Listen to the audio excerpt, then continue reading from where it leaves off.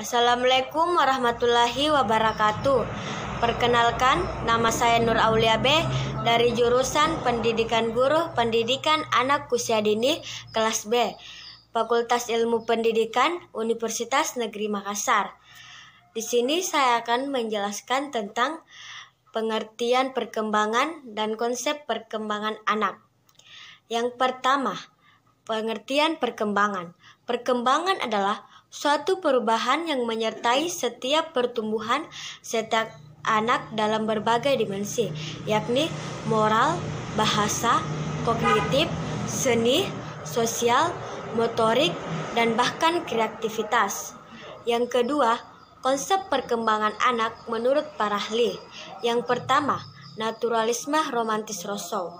Pandangan ini sangat identik dengan alam.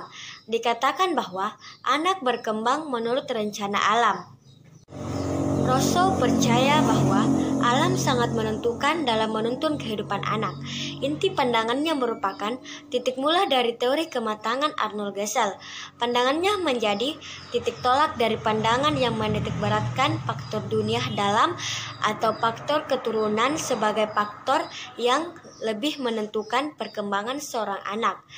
Gambaran pemikirannya dituangkan dalam satu karya yang berjudul Emile, yang menulis tentang skema pendidikan anak usia dini, di mana disebutkan bahwa pendidikan dan konsepsi perbaikan diri merupakan hal yang mendasar dalam kehidupan manusia.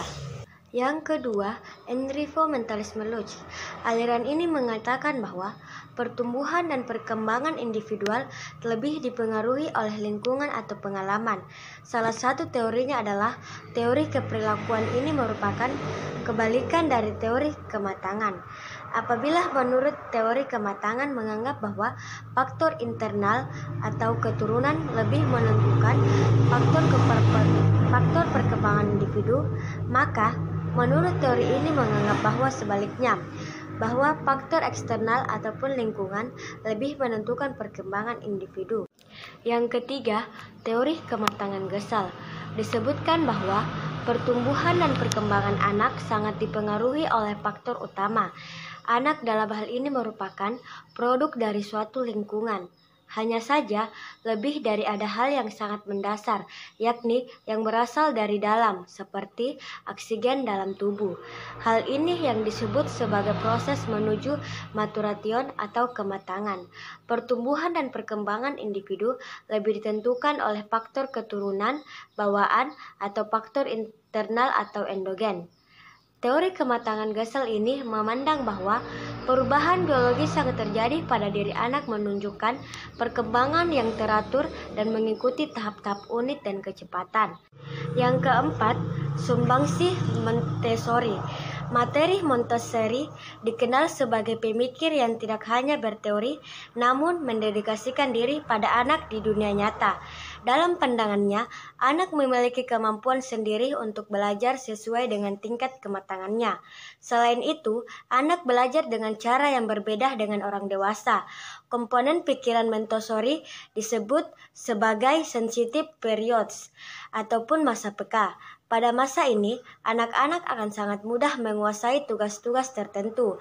Apabila anak dicegah untuk menikmati pengalaman-pengalaman yang dipandu secara ilmiah itu, maka kemampuan-kemampuan yang harusnya dicapai pada masa PK itu tidak akan dimiliki, dan dalam hal ini akan memengaruhi perkembangan anak selanjutnya. Yang kelima, teori perkembangan kognitif Piaget. Jean Piaget adalah perintis besar dalam teori konstruktivis tentang pengetahuan. Karya Piaget pun banyak dikutip dalam pembahasan mengenai psikologi kognitif. Dalam proses kognitif, anak-anak menggunakan skema dalam memahami dunia mereka, di mana skema adalah konsep atau kerangka yang eksis di dalam pikiran individu yang dipakai untuk mengorganisasikan dan menginterpretasikan informasi. Piaget mengatakan bahwa ada dua proses cara anak menggunakan skema mereka, asimilasi dan akomodasi. Asimilasi terjadi ketika seorang anak memasukkan pengetahuan baru ke dalam pengetahuan yang sudah ada. Selanjutnya adalah akomodasi. Terjadi ketika anak menyesuaikan diri pada informasi baru, misalnya masih berhubungan dengan asimilasi tadi. Itulah tadi penjelasan dari saya. Sekian dan terima kasih. Assalamualaikum warahmatullahi wabarakatuh.